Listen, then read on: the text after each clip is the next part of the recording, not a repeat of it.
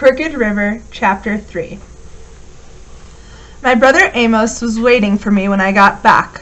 Most times he had a softer heart than my pa and the others.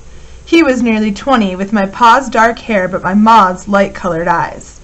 Every once in a while my ma's eyes had given me the smallest flicker of kindness when they weren't filled up with worry or weariness, and Amos was the same way. If I looked up fast enough, there were times I caught something like ma's kind look in his eyes. Seeing that Indian was a considerable surprise, I expect, Amos said, before I'd even closed the door. I gave a quick squint look around. Our log house was big, but it was all one room. Except for the loft, you could see it in a single glance. The beds, the hearth, everything. There was no sign of Lorenzo, just Amos sitting by himself with his wide plow shoulders hunched over our big dinner table. Yes, I said, low, it was. But that didn't give you no cause to run, Reb, he continued. You could 'a' got somebody kilt, the way you were hollering about Indians chasing you when there weren't none. I dug my fingernails into my palms. Last thing I wanted to hear from Amos was an echo of my pa.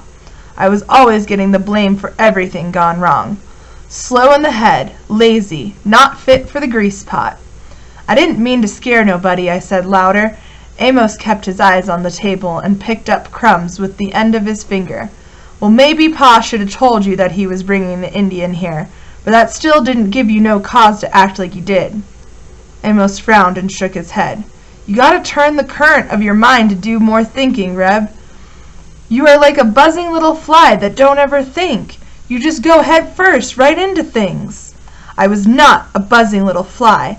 Both of us were silent for a while with the rain drumming on the roof, Amos picking up more crumbs and me not moving from where I stood as my cloak dripped water all over the floor.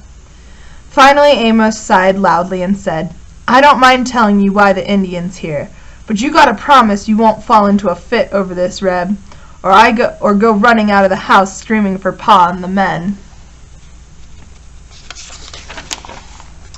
Inside my mind I thought that if the house caught fire right then, a windstorm was toppling all of the trees in the woods, and Indians were attacking, nothing, but absolutely nothing, would make me run.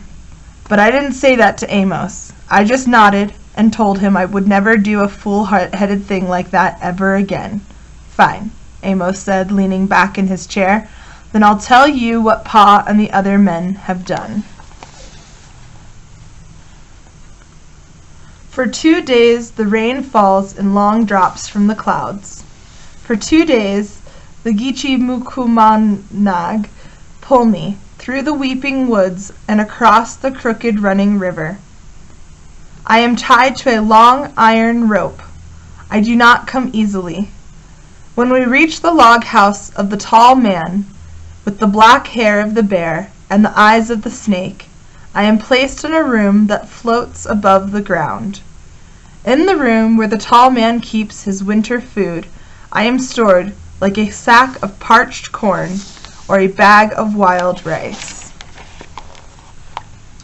You will die soon, the Gichi-Mukumanag say to me. Wendigo, the flesh-eating giant, will devour you by the next moon, I tell them, and they do not understand a word.